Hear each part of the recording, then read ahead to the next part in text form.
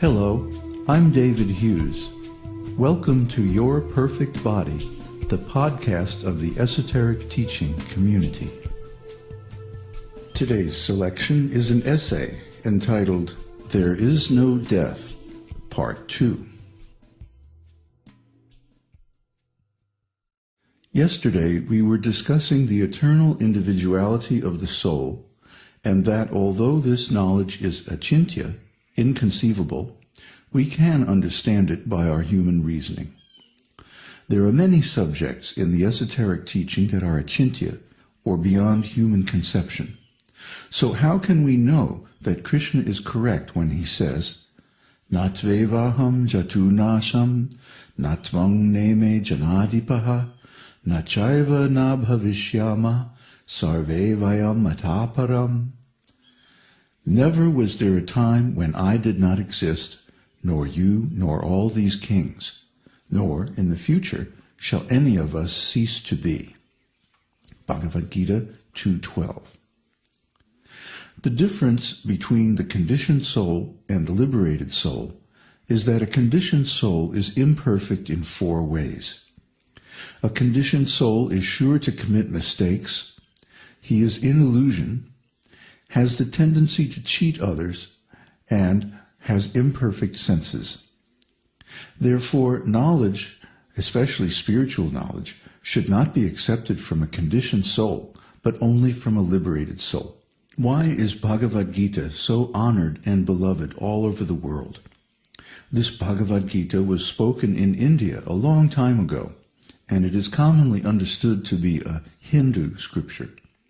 Then why is Bhagavad-gītā so much accepted all over the world? Now, not only in India, but in America, in Germany, in England, in Japan, all over the world, wherever you go, people are studying and discussing Bhagavad-gītā. Why? Because Bhagavad-gītā is spoken by a great personality, Lord Sri Kṛṣṇa. We students of the esoteric teaching, Indians and Hindus, may accept Kṛṣṇa as the Supreme Personality of Godhead, but others, even not accepting him as the Supreme Personality of Godhead, accept that at least he was a great personality, a great authority. Therefore, besides the Indian community, many others are also consulting the spiritual knowledge of Bhagavad-gītā. Now the point is that when such a great personality speaks, everyone, not only Indians, but scholars all over the world, accept him as an authority. Of course, we accept Kṛṣṇa as the Supreme Personality of Godhead, so naturally we accept his version as correct. So here he says that from our practical experience, we can conclude that everyone who was an individual in the past is also an individual at present, and will continue to be an individual in the future. This is already the conclusion by our common sense human reasoning, and it is confirmed by Sri Kṛṣṇa, who is accepted as a great personality and spiritual authority by everyone, and whom we know as the Supreme Personality of Godhead. He says, "Na tu evaham jatu nasam." Don't think that I was not in existence in the past. That means I was in existence, not that just now I have become into existence as Sri Kṛṣṇa. No, I was Sri Kṛṣṇa in the past also, and I am Sri Kṛṣṇa at the present. So also yourself and also all other living entities are all individuals in the past, at the present, and in the future. Na caiva na bhavisyamah. And don't think that we shall not remain individuals in the future. Sarve vayam atah param. Sarve means we all, the plural number. Janadhipah is plural number. They are all individual souls. So the individual soul continues eternally under any condition. That is the version of the Supreme Personality of Godhead, Sri Kṛṣṇa. That is the version of the Bhagavad-gītā and the Vedas, and we should accept it without any philosophical speculation or interpretation. It is better to accept Krishna's version as it is, without unnecessarily commenting about it or interpreting it in a different way. Interpretation is unnecessary when things are clear. Scripture, especially Vedic scriptures, should not be interpreted. A scripture should be taken as it is, in the original way. Interpretation is required only when a statement is difficult to understand, vague, or obviously metaphorical. Otherwise, there's no need of interpretation.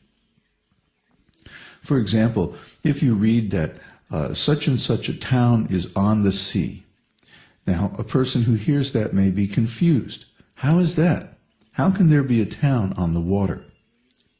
So in that case, some additional explanation or interpretation is required. The explanation is that on the sea does not mean in the water or in the midst of the sea, but on the shore of the sea. This is an example of interpretation of a vague statement. But when a statement is very clear to everyone, common sense, there's no necessity of interpretation. Here, the statement of Bhagavad-gītā as spoken by Lord Kṛṣṇa is very clear, that myself, yourself, and all these people who have assembled here are all individual persons. They were individual persons in the past. At present, we see that they are individual persons, and so they will continue like that. They will continue to remain individuals and persons forever. Now, I may not know, or any human being may not know what they will become in the future, but because Kṛṣṇa is God, because he is the Supreme Personality, his statement should be accepted, and that makes our knowledge perfect. Just like if a little boy asks his mother, "Who is my father?" The mother says that, "Here is your father." Now if the child says, "I don't believe you that he is my father," is it possible to convince him in any other way than the statement of the mother? Is it possible? No. The mother is the final authority on that subject. Her answer is the final conclusion. There is no need for any other interpretation. And if the child says, "I don't believe it," that's his foolishness. Similarly, knowledge which is beyond our conception, beyond the limit of our human knowledge, beyond our senses and reasoning, that should be accepted from the authority, one who knows the truth by direct experience. So here is the authority, Sri Kṛṣṇa. He's the greatest authority. His authority is accepted by scholars all over the world. In India, there are 4 different disciplic successions of authorities of the esoteric teaching. The Vaishnava school is divided into 4. The Ramanuja Sampradaya, the followers of Ramanujacharya, the Madhvacharya Sampradaya, or followers of Madhvacharya, the Nimbarka Sampradaya, who follow Nimbarka Acharya, and the Kumara Sampradaya of Vishnu Swami. Although they are 4 different lineages, their conclusion is the same. Sri Kṛṣṇa is the Supreme Personality of Godhead. And another sect is the Shankarite Sampradaya, the followers of Shankaracharya, the Mayavadi impersonalists. But even they accept Sri Kṛṣṇa and Bhagavad-gītā as authoritative. So all these 5 spiritual lineages accept Sri Kṛṣṇa as the Supreme Personality of Godhead. Although they have different theses and philosophies, their conclusion is the same. Even Sripad Shankaracharya is considered to be an impersonalist. He does not believe in the personal form of God, but still he has written in his commentary on Bhagavad-gītā, Shankara Bhashya, that Sri Kṛṣṇa is the personality of Godhead. There are other lineages, Vaishnava lineages, so they believe in Krishna from the beginning.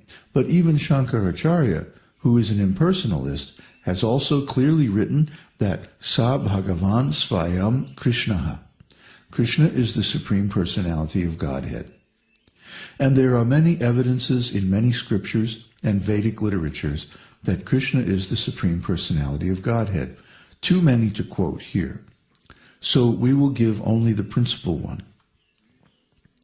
In the Brahma Samhita, it is stated, Ishvara Parama Kṛṣṇa, Satchit Ananda Vigraha, Adir Govinda, Sarva Karana Karanam. Krishna, who is known as Govinda, is the Supreme Godhead. He has an eternal, blissful, spiritual body.